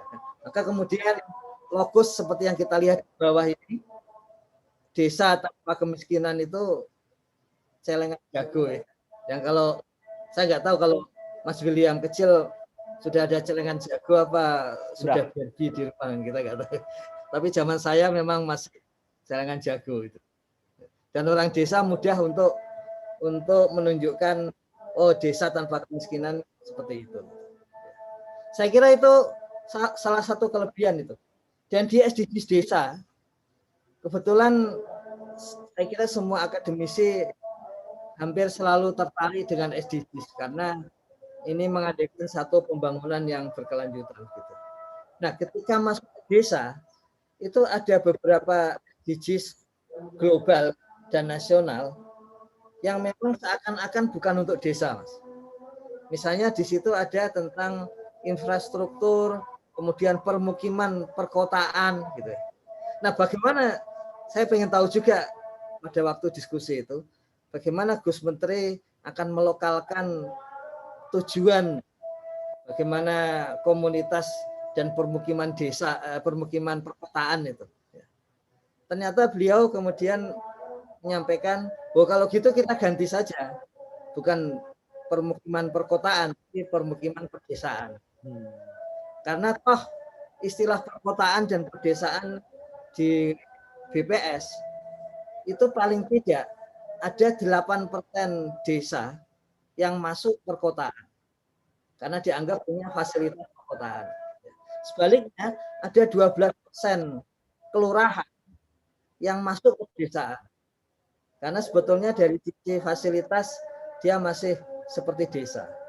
Artinya oh kalau memang datanya begitu berarti ide Gus Menteri masuk akal. Jadi tugas dari tim yang memang mendebat beliau dan kemudian memberikan dukungan data dan informasi kalau itu memang masuk akal. Dan istilah beliau sendiri seperti Thomas Kuhn atau seperti ya kalau akademisi bilang Thomas Kuhn ya. Tapi kalau apa namanya yang suka dengan komik pasti ini cerita-cerita silat. Ya. Itu jurus itu baru kuat kalau sering ditantang oleh pendekar yang lain. Ya. Jadi tugas kami itu ya menantang beliau itu. Masa bagus gitu. Masa apa seperti itu. Nah, kalau beliau kemudian bisa menyampaikan argumen yang sangat menarik dan memang seringkali memang agak di luar mainstream gitu. Seperti tadi kita mengukur pada level desa itu di luar mainstream itu. Bagi sosiolog pedesaan yang biasanya sukanya menggabungkan antar desa, apalagi para peminat kawasan yang merasa desa itu tidak cukup, harus kumpulan desa. Kemudian beliau menyampaikan ukurannya harus desa. Kemudian juga ada hal yang lain bahwa ini tidak bisa ada gunanya kalau memang tidak berguna bagi masyarakat. Artinya dari sisi filosofis itu kan filosofi tentang kepraktisan, pragmatisme atau kepraktisan. Jadi kalau memang bermanfaat bagi masyarakat, ya maka dia akan jadi benar gitu. Dia akan diakui oleh masyarakat. Nah, oleh karena itu beliau kemudian mengusulkan, saya ingat itu, sore-sore kita sudah mau pulang, buku sudah disiapkan beliau untuk dikirim ke Obor. Tiba-tiba beliau sampaikan begini, kayaknya kita harus bikin trilogi deh. Ini buku satu saja belum terbit, baru disampaikan ke Obor bikin trilogi. Seingat saya kemudian sampulnya diperbaiki, sehingga di bagian kanan atas itu ada tulisan trilogi SDGs desa. Ya. Di kanan atas. Nah itu. Betul Mas William. Jadi di kanan atasnya ada itu. Sore hari beliau menyampaikan nggak bisa kita kalau hanya membuat buku satu. Harus ada ukurannya. Memang kami waktu itu sempat melihat beliau menulis ukuran, coret-coretan gitu. Dan kemudian kami diminta mengetiknya gitu. Seperti biasa kalau kita ngetik coretan itu kan kemudian beliau tambah dengan berbagai ide. Itu saja sudah 74 halaman tabel itu. Jadi saya bayangkan, wah ini beliau serius sekali ini sampai menulis sendiri, kan pasti menulisnya tengah malam, nggak mungkin pagi atau sore kan, karena beliau masih sibuk di kantor itu. Nah itu segitu banyaknya, saya pikir, kalau kita ukur nanti berapa tebalnya buku. Tapi beliau malah tambah semangat. Kalau gitu emang harus trilogi, berarti nggak boleh satu buku. Jadilah itu trilogi SDGs Desa. Itu untuk menunjukkan bahwa ini soal praktis ya. Soal praktis. Jadi harus bisa dipraktekkan masyarakat. Bahkan beliau menyarankan, ini setelah beliau melihat beberapa buku yang model sekarang, tadinya beliau mengusulkan di bagian akhir dari buku itu ada CD yang bisa dipakai warga untuk melihat SDGs Desa seperti apa. Tapi beliau kemudian menyampaikan, kayaknya yang terbaru modelnya bukan CD, tapi QR Code yang langsung nanti terlink ke Kementerian Desa supaya memudahkan. Saya kira nanti di buku kedua itu sudah ada link seperti itu. Kemarin beliau mengusulkan dari yang banyak itu dibuat semacam link saja, sehingga semua pembaca pun tanpa harus kita menyediakan CD, karena toh mungkin sekarang CD juga sulit dicari nanti dipakai untuk di komputer itu. Ya sudah kalau itu QR code gitu, seperti itu. Dan saya kira yang terakhir, menurut saya sih, saya pernah diajak ke Jombang, ke tempat beliau kecil gitu, ke rumah beliau, rumah pertama beliau setelah menikah itu. Dan yang menarik itu rumah itu dulu dipakai oleh Gus Dur. Gitu. Ya, jadi ini rumah yang turun-temurun, kemudian dipakai oleh Gus Menteri pada waktu itu. Dan beliau menceritakan pengalamannya, dan saya jadi paham bahwa sebetulnya buku SDGs Desa itu sebetulnya adalah refleksi dari pengalaman hidup beliau. Jadi ketika beliau sampaikan sewaktu menjadi anggota DPRD itu tiap malam harus selalu, yang tadi Mas Willy sampaikan belusukan itu waktu saya wawancara di Jombang itu belusukannya jam 3 malam, Mas. Jadi karena mungkin di kota santri, jadi malam-malam justru, dan memang di Pantura itu kita biasa keluar malam. Kalau keluar siang panasnya bukan main. Nah itu beliau menyampaikan bahwa kalau saya ngomong begini kok mereka paham ya. Kalau saya ngomong yang lain kok nggak paham. Berarti memang ada bahasa yang khas bagi warga desa supaya paham. Itu yang kemudian jadi upaya untuk menyederhanakan itu. Kemudian beliau juga sampaikan bahwa ternyata mereka selalu memikirkan dengan cara pikirnya sendiri gitu. Dan kalau menggunakan cara pikir orang lain itu rasanya seperti ada tamu di desanya gitu, bukan warga desa sendiri gitu. Ya. Itu juga kemudian membuat ada SDGs nomor 18. Saya bisa merasakan kenapa budaya jadi penting di situ, karena seperti kata Gunawan Muhammad, budaya itu kan bagi manusia seperti rumah itu. Kalau kita nggak punya budaya itu kita seperti nggak punya rumah, nggak punya ketentraman gitu kan. Jadi harus ada budaya. Dan beliau dari awal itu selalu minta bahwa kebijakan pembangunan desa tidak boleh gebyah-uyah, one fits for all, nggak boleh seperti itu. Jadi harus berbeda-beda sesuai dengan kondisi desa masing-masing. Nah, bagaimana kita bisa membuat kebijakan seperti itu? Gitu. Kemudian beliau sampaikan pada buku 1 bentuknya kebijakan. Pada buku ketiga nanti desa harus bisa mengetahui apa sih rekomendasi untuk desanya yang unik, yang berbeda dengan yang lain. Jadi di Kementerian Desa itu ada ide sistem informasi desa. Itu gagasan beliau untuk buku ketiga sebetulnya itu. Bahwa di situ ada rekomendasi untuk tiap desa yang berbeda dengan desa yang lain. Dan basisnya adalah basis SDGs desa. Seperti itu. Jadi saya bisa membayangkan bagaimana pengalaman hidup beliau kemudian mengkristal menjadi buku SDGs desa itu ya.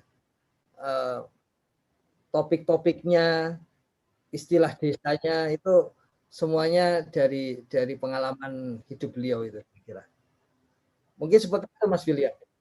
Kalau isinya saya kira kita bisa lihat, dan karena memang Gus Menteri sudah membuat satu tulisan yang menarik gitu tentang SDGs desa di Kompas bulan lalu kalau nggak salah. Ya. Kemudian ada waktu itu seingat saya ada tim-tim akademisi yang langsung mendapat buku untuk kalau mereka ingin mengkritik, menulis resensi. Istilah beliau yang kita butuhkan ini resensi, bukan resepsi buku, tapi resensi. Karena lazimnya kalau kemudian membuat resepsi untuk peluncuran buku, tapi yang penting buat beliau resensinya, bukan resepsinya. Jadi sudah ada resensi buku ini, dan kemudian Gus Menteri juga berkenan menulisnya, bahkan menulis di The Jakarta Post dalam versi bahasa Inggris gitu, ringkasan dari buku ini, yang kalau kita lihat tadi yang sudah beliau sampaikan, bahwa SDGs desa itu sebetulnya sangat penting. Buktinya 74% pencapaian SDGs itu komponennya SDGs desa. Jadi kalau SDGs desa tercapai, paling tidak 74% akan itu. Nah, kenapa itu penting? Sampai 2020 pencapaian SDGs kita di level internasional baru 65%. Karena kita tidak melibatkan desa selama ini, tidak khusus. Jadi kalau gitu kekurangan 35% itu bisa coba didukung atau disumbang oleh desa.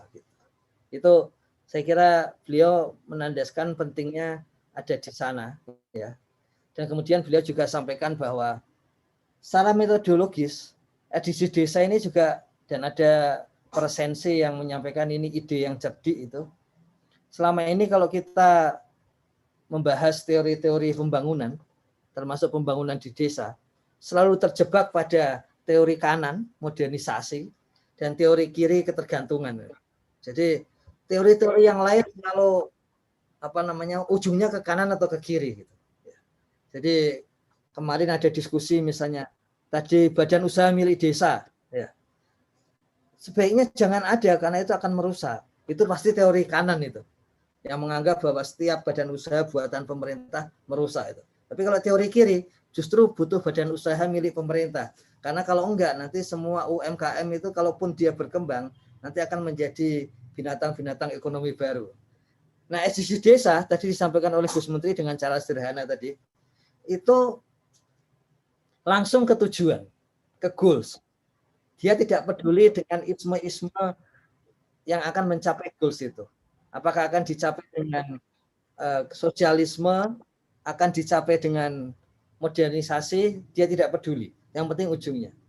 Kalau istilah beliau tadi, kalau ada musdes, masa enggak ada sih? Masa ada sih yang pengen supaya desa saya tetap ada yang miskin? Jadi goals desa tanpa kemiskinan itu pasti disetujui oleh kelompok pegiat desa, kelompok birokrat, kelompok swasta, pasti sama-sama setuju. Jadi seperti itulah sisi dari SDGs desa. Dia secara cerdik langsung menuju tujuan, sehingga cara-caranya itu bisa sesuai dengan adat dan budaya setempat. Terima kasih banyak Pak Ivan. Saya kira mungkin secara ringkas seperti itu, Mas William. Ya, kalau nanti ada hal yang perlu. Pak. Siap Pak, ini dari teman-teman peserta sudah banyak sekali pertanyaannya Pak. Terima kasih sekali lagi sudah memaparkan. Tadi tidak hanya secara konten atau substansinya juga dengan sederhana.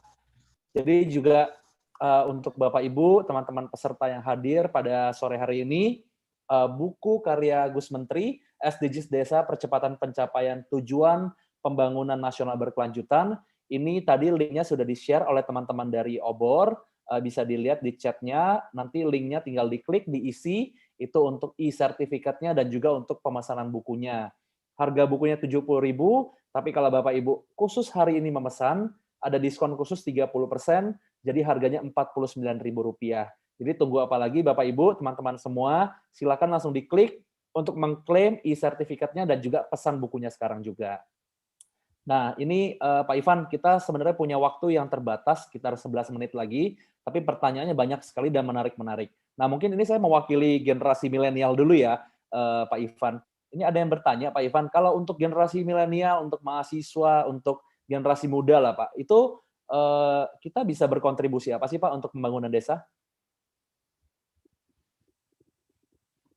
Ya, saya kira sekarang sudah jelas malah, Mas. Jadi ini juga ada satu hal yang menarik dari Gus Menteri. Sudah pasti di dalam masa pandemi ini itu aspek dari pembangunan desa itu harus 4.0, harus berbasis internet paling tidak. Dan ternyata memang kalau kita lihat kan pertumbuhan ekonomi yang masih positif saat ini kan selain komunikasi itu pertanian. Dan para petani, kita lihat laporan dari majalah Trubus itu yang sangat berkembang di masa pandemi itu, semua petaninya menggunakan marketplace. Artinya siapa lagi yang bisa menggunakan marketplace kecuali generasi milenial. Jadi titik masuknya kalau menurut saya justru pada masa sekarang ini. Pada masa sekarang ini ketika generasi milenial bisa mengembangkan terutama pertanian yang memang dia masih tumbuh positif selama masa pandemi ini dan dengan marketplace. Dan Gus Menteri menyampaikan begini, Mas. Jadi desa digital itu tidak kita mulai dari digitalisasi pemerintahan desa, tapi digitalisasi ekonomi desa. Karena supaya warga desa itu masih tetap bertemu, sering ngobrol-ngobrol dengan perangkat desa. Jangan digitalisasi dulu. Kalau kabupaten mungkin perlu karena jauh gitu. Tapi kalau desa kan mereka perlu untuk mengakrabkan diri. Tapi kalau ekonomi itu sudah harus langsung keluar. Jadi ada contoh yang sering dipakai Gus Menteri itu bagaimana alpukat di Soe, Nusa Tenggara Timur, yang harganya sana hanya 2.500 paling banyak. Ketika kemudian masuk ke dalam marketplace, diajari untuk masuk marketplace itu menjadi 30.000. Karena itu alpukat mentega itu yang memang sangat 1 kilonya 30.000, sangat kalau di kita. Tapi di sana murah dan petaninya sendiri pada level petani itu punya keuntungan 10.000. Sisanya itu keuntungan dibagi antara perusahaan ekspedisi dan kemudian startup-nya dan sebagainya. Jadi peluangnya justru ada di sana. Saat ini justru di generasi milenial. Oke, jadi kita dapat momentumnya ya Pak Ivan. Oke, Nah, kalau untuk Bapak Ibu, teman-teman semua, tadi saya dapat bonus nih dari teman-teman Obor. Kita akan menambahkan waktu diskusi sekitar 5-10 menit supaya pertanyaan-pertanyaan yang ditanyakan dapat saya sampaikan kepada Pak Ivan. Tapi juga jangan lupa Bapak Ibu dan teman-teman, kalau misalkan tadi Bapak Ibu join-nya atau ikut serta dalam diskusi kita dari tengah-tengah, tidak dari awal, jangan khawatir.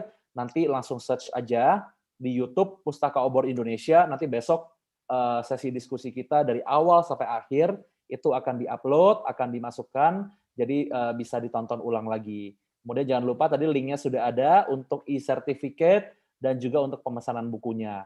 Kemudian saya mau meneruskan nih kepada Pak Ivan lagi. Pak Ivan ada pertanyaan tentang konsep SDGs desa ini, Pak. Apakah ini akan menjadi sebuah program pemerintah masuk ke regulasi ataukah ini masih dalam tataran khasanah yang memperkaya arah pembangunan desa, Pak? Ya, ini menarik bahwa hasil kajian global membandingkan antara MDGs di tahun 2000 dengan 2005, kemudian dengan SDGs desa yang di tahun 2015. SDGs maksud saya. MDGs ini relatif orang banyak tahu. SDGs ini kurang kampanyenya. Dan salah satu yang membuat kurang kampanye itu tidak banyak masuk di dalam kebijakan-kebijakan yang real, sehingga tidak langsung dirasakan oleh warga masyarakat. Nah, ketika mengetahui bahwa kelemahannya di sana, maka kemudian Gus Menteri menyampaikan berarti target pertama itu adalah masuk ke dalam kebijakan. Maka kemudian ada peraturan Menteri Desa nomor 13 tahun 2020 tentang dana desa untuk tahun depan. Dana desa untuk 2021 itu sepenuhnya menggunakan SDGs desa. Artinya mulai tahun depan SDGs desa, dan kemudian saat ini ada rapermen revisi pembangunan desa yang isi di dalamnya ada satu pokok khusus SDGs desa. Dan bahwa pembangunan desa untuk masa-masa selanjutnya itu diarahkan kepada SDGs desa. Karena ini memungkinkan apa yang sudah, ini yang menarik ini Mas William. Seringkali warga desa itu membangun, tapi karena konsep pembangunan desa kita itu sempit gitu, maka yang dia lakukan tidak kita ukur Mas, tidak kita hitung. Jadi istilah, ada yang mengistilahkan dengan agak guyon, ini membangun yang tidak diukur. Di sisi lain, orang punya ukuran tapi bukan pembangunan itu sendiri. Nah, SDGs desa ini ada 222 indikator pembangunan. Yang itu tidak harus dicapai oleh desa, tapi desa-desa tertentu.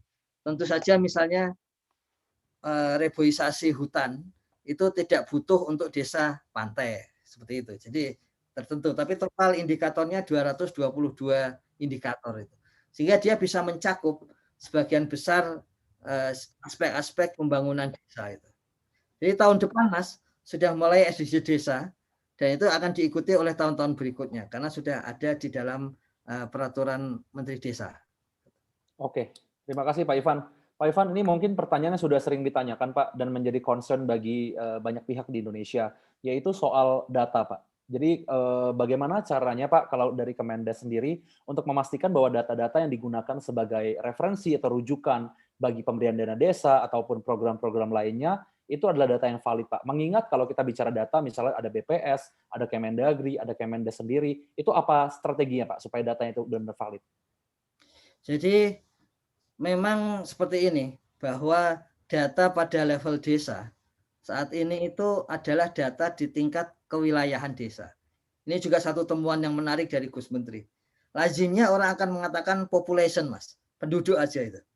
Tapi beliau mengatakan warga desa.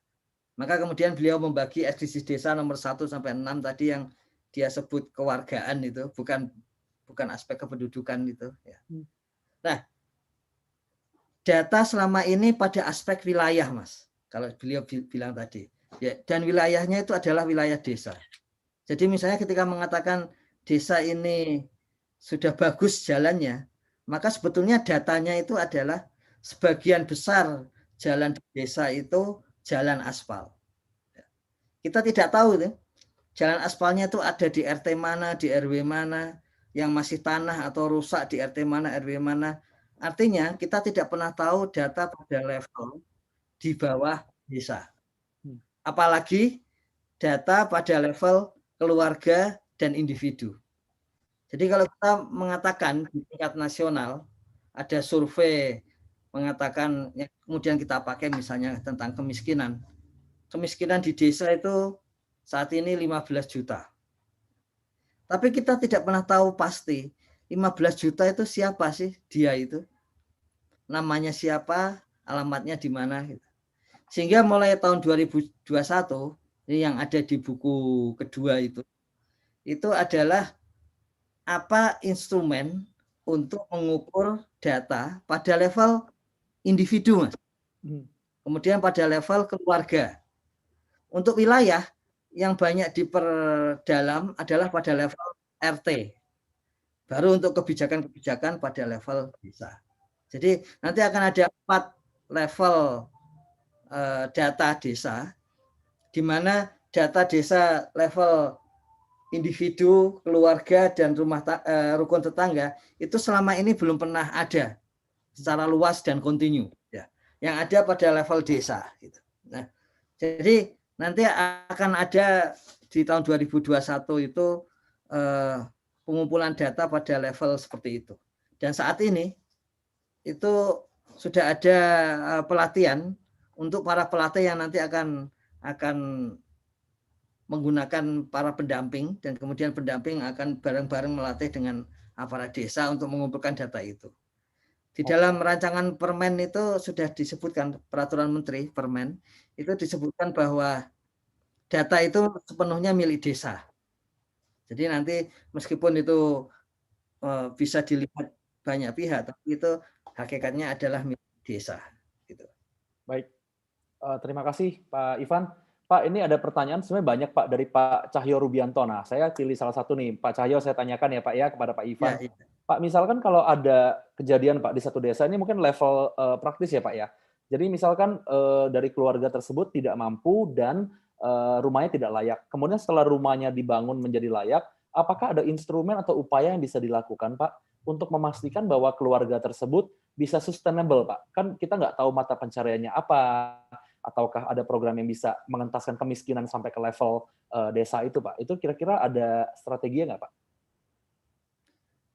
Jadi kalau Menteri menyampaikan strateginya kita mulai dari data memang. Dan kemudian updating data Pak. Jadi yang paling susah itu adalah mengumpulkan data awal.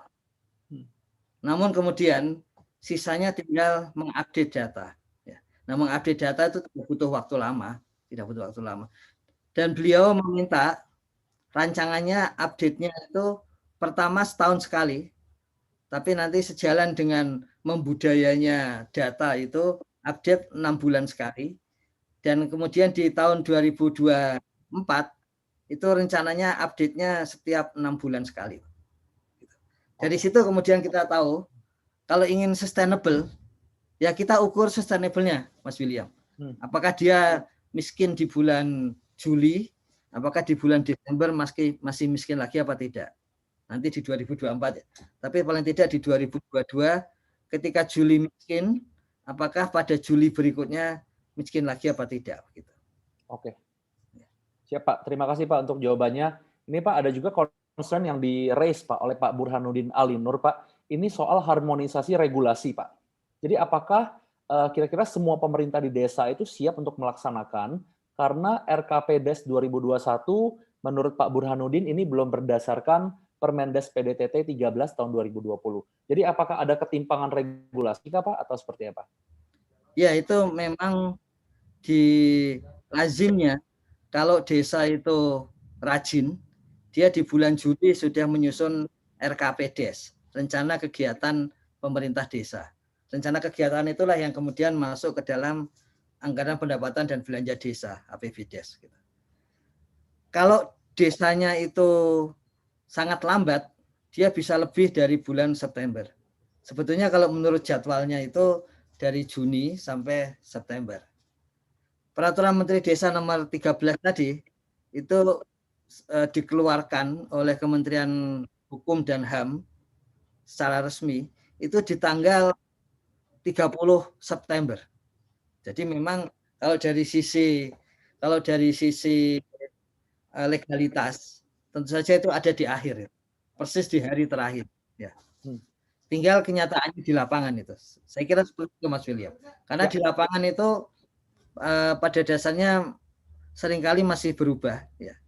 Dan yang paling penting kita belajar dari tahun 2020, di mana kondisi nasional dan kondisi daerah itu harus diperhitungkan juga oleh desa.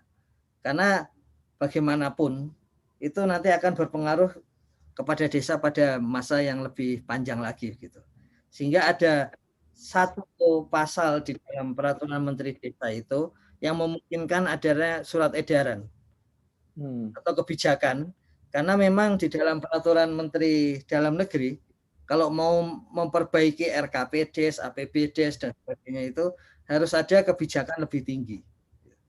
Jadi kalau tidak maka itu tidak bisa diperbaiki. Artinya satu kebijakan lebih tinggi yang sudah memastikan adanya SDGs, maka mau tidak mau akan masuk ke dalam RKPDes. Seperti itu Pak. Tapi memang itu bahwa seharusnya tahun depan sudah harus dikeluarkan pada bulan-bulan Juli dan paling lambat Agustus. Siap, Pak Ivan. Pak Ivan, kita menerima resensi yang bagus nih Pak Ivan dari Pak Salim. Nah, desa tanpa kemiskinan dengan bertumpu pada akar budaya. Ini cukup paradoks Pak, katanya.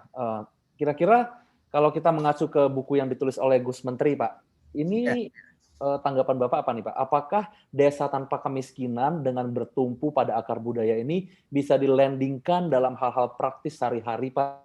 Itu langsung kepada level desanya. Gimana tanggapan Bapak? Ya, memang di masa seperti ini, kalau usul saya sih kita tidak seperti main TTS gitu ya, yang maksudnya apa kalimat-kalimat yang sangat ringkas sehingga menimbulkan interpretasi yang bisa bermacam-macam. Saya kira kalau secara ringkas kan seakan-akan ada budaya kemiskinan. Jadi kalau ini desa tanpa kemiskinan berbasis akar budaya, ini kalau akar budayanya kemiskinan bagaimana kan seperti itu. Tapi maksudnya sebetulnya begini. Kita belajar di tahun 2020 bahwa seringkali kalau indikator kemiskinan itu disusun di level nasional Jakarta, ketika sampai di desa itu tidak menyentuh orang miskin. Jadi 8 juta penerima BLT dana desa kan harusnya keluarga miskin ini Mas William. Ya. Ternyata 5 juta loh Mas. 5 juta dari 8 juta itu dia sudah miskin lama menurut warga setempat, tapi selama ini tidak pernah mendapatkan bantuan dari pemerintah. Bahkan dari 5 juta itu ada 1.900.000 sekian lah. Ada 1 juta yang dia sudah dicatat sebagai keluarga miskin, tapi dia tidak mendapatkan bantuan. Artinya apa? Artinya kalau tidak berbasis kearifan lokal, ini tenaga saya sebetulnya miskin dan tidak. Maka itu kemudian menjadi tidak tepat. Termasuk kalau kita dulu sempat itu, Gus Menteri itu harus berdebat di bulan-bulan April itu. Mengapa kriteria kemiskinan mana yang akan mendapatkan bantuan sosial itu terserah kepada desa. Karena asumsi bagi orang kota kan kalau diserahkan kepada desa nanti orang akan berlomba-lomba menyatakan dirinya miskin. Kami memperkirakan dengan datanya DTKS yang ada di desa itu waktu itu 12 juta keluarga yang akan mendapatkan bantuan sosial. Artinya ada 12 juta keluarga miskin. Kenyataannya ternyata ketika desa menentukan sendiri siapa yang miskin dan yang tidak, itu KPM tinggal 8 juta, Mas. Justru tidak meningkat dari 12 juta. Artinya prasangka bahwa kalau kemiskinan itu kemudian didefinisikan oleh orang lokal, maka orang lokal akan aji mumpung gitu. Ternyata kok malah mereka jadi arif gitu. Gitu. Termasuk tadi karena kita menghitungnya sudah level di bawah desa, kita temukan paling tidak lebih dari 15 desa saat ini itu yang memang sudah tidak ada kemiskinan dengan pengukuran berbasis budaya lokal. Baik. Maksudnya begitu Mas William. Tapi kalau langsung dipotong-potong ya memang bisa seperti berlawanan. Ya. Dan mungkin kekuatan buku ini adalah memang kita kalau bicara dari frase ada multi tafsir dan kalau memang kita membaca buku ini triloginya apalagi sudah terbit semua ya Pak ya. Nanti kelihatan dari thought prosesnya apa kira-kira yang menjadi konsepnya, pengukurannya sampai kepada nanti implementasinya gimana, itu adalah sesuatu yang bagus. Nah, ini kita sudah mendekati akhir acara ini, tapi rasanya tidak adil kalau pertanyaan final ini tidak saya tanyakan kepada Pak Ivan. Saya mewakili seorang pendamping desa, Pak. Jadi dari konsep SDGs yang bagus ini, Pak, yang tertulis di buku ini oleh Gus Menteri, bagaimana, Pak, kalau seandainya kepala desa terpilih yang definitif, itu visi misinya lain, Pak, dengan SDGs desa ini. Kira-kira untuk pendamping desa, apa yang harus dilakukan ya, Pak? Ya, saya kira itu masuk akal memang. Tapi begini, jadi SDGs ini tidak muluk-muluk. Intinya tidak muluk-muluk itu semuanya bisa diukur gitu. Kalau kita hanya bicara konsep kan pasti bagus-bagus itu. Tapi ketika kita mengukur, kita akan menemukan apa saja yang harus dilakukan di desa. Jadi Mas, kami sudah melihat selama Kades 2020 ini, visi misi Kades itu pasti masuk ke dalam item SDGs desa. Mengapa bisa begitu? PBB sendiri sudah menyampaikan bahwa SDGs itu kumpulan semua KTT pembangunan dari tahun 60-an sampai tahun ya pada waktu itu disusun ya 2015. Ya. Artinya semua pemikiran manusia tentang pembangunan itu sudah masuk ke dalam SDGs. Nah, apalagi di sini kalau kita SDGs desa gitu. Jadi pasti masuk, Mas. Persoalannya adalah apakah visi misi Kades itu sesuai dengan fakta lapangan apa tidak. Misalnya, visinya adalah membangun jalan. Tapi sebetulnya masalah di desa itu jalan atau tidak. Gitu.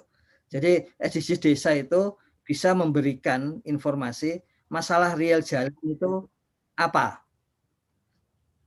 Kalau memang masalah realnya bukan desa, nah disitulah mungkin pendamping dan kemudian bukan hanya pendamping, warga desa itu juga harus ikut berdiskusi dengan kepala desa visi misinya.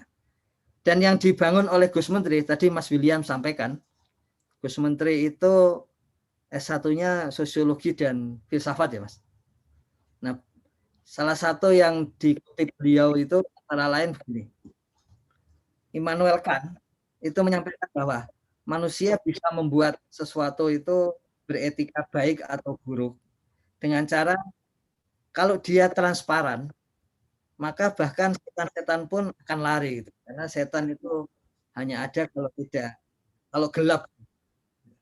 Sehingga usul dari Gus Menteri, semua data-data desa itu dipublikasikan di dalam web Kementerian Desa.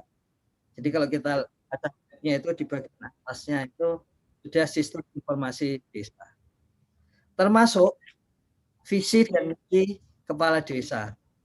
Kemudian rencana pembangunan desa. Termasuk anggaran untuk pembangunan desa. Semua transparan. Nah, tujuannya tentu saja supaya semua pihak bisa mendapatkan informasi. Dan kalau tadi misalnya visi misi kepala desa benar-benar tidak pas dengan kondisi desa, nanti yang akan mengajak diskusi tidak hanya pendamping, warga desa, pegiat desa, orang-orang yang punya concern terhadap pembangunan desa pasti akan melakukan diskusi dengan visi tersebut. Baik. Jadi strateginya adalah strategi transparansi data dan informasi, Mas William. Oke, terima kasih banyak Pak Ivan atas pemaparannya, atas jawaban-jawabannya. Mungkin kami juga menyadari ya Pak ya bahwa kita tidak bisa menjawab semua pertanyaan dari Bapak Ibu peserta, banyak juga yang memberikan masukan, banyak yang ingin bertanya lagi. Namun dengan segala kerendahan hati, tadi Gus Menteri juga sudah menyampaikan bahwa beliau perlu input, beliau perlu resensi dari buku ini, beliau juga menyadari bahwa penyempurnaan atas gagasan dan bagaimana cara menyampaikan sampai ke cara mengukur dan implementasinya, ini adalah suatu proses yang masih terus ongoing, proses yang masih terus berjalan. Dan kalau semua pihak yang terlibat dalam pembangunan desa, mulai dari kementerian, sampai pendamping desa, sampai warga desanya sendiri, ini pun menjadi sesuatu yang akan semakin mendekati kesempurnaan gitu ya Pak ya. Jadi juga saya mewakili teman-teman dari Yayasan Pustaka Obor Indonesia, pada kesempatan sore hari ini ingin sekali lagi berterima kasih atas kehadiran Gus Menteri, atas kehadiran Bapak Ivanovic Agusta, selaku narasumber, dan terlebih kami juga ingin mengucapkan terima kasih kepada Bapak Ibu peserta sekalian yang sudah hadir meluangkan waktu untuk mengikuti diskusi, dan saya ingin sekali lagi mengingatkan bahwa apapun yang disampaikan ini adalah suatu pemikiran yang sudah diramu, yang sudah dikristalkan, dan juga sekarang siap diberikan kepada masyarakat. Dan hari ini terkait dengan buku, linknya tadi sudah disampaikan oleh teman-teman dari Yayasan Pustaka Obor Indonesia, link absensi atau untuk e-sertifikat juga silakan langsung diklik, diisi. Nanti kalau teman-teman yang berminat untuk membeli bukunya bisa langsung mengisi juga minatnya. Nanti teman-teman dari Obor akan menghubungi Anda sekalian. Saya sekali lagi mewakili teman-teman dari Yayasan Pustaka Obor Indonesia ingin mengucapkan terima kasih kepada Bapak Ibu sekalian dari Sabang sampai Merauke, dari Indonesia Barat, Tengah sampai Timur yang sudah berkenan hadir, memberikan pemaparan, memberikan masukan, kemudian memberikan kritik, saran, dan juga dukungan atas penerbitan buku karya Gus Menteri SDGs Desa, Percepatan Pencapaian Tujuan Pembangunan Nasional Berkelanjutan. Tentu kita berharap bahwa dengan terbitnya buku ini akan semakin banyak kemajuan atau progres yang hadir di desa-desa Bapak Ibu sekalian, dan juga pada akhirnya ini berarah atau bermuara pada kebaikan, yaitu kita semua ingin mendorong ekonomi desa, kita ingin berkontribusi pada pembangunan nasional, kita ingin berkontribusi pada pemulihan ekonomi nasional juga. Jadi sekali lagi, selamat sore Bapak Ibu sekalian.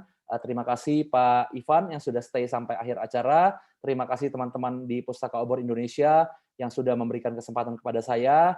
Dan dengan ini acara diskusi buku, acara diskusi kita pada sore hari ini saya tutup. Dan jangan lupa besok kalau misalkan sudah sempat, nanti videonya sudah diupload oleh Pustaka Obor Indonesia, langsung saja ke YouTube Pustaka Obor Indonesia, langsung di-subscribe. Nanti bisa juga melihat diskusi kita pada hari ini dari awal sampai akhir.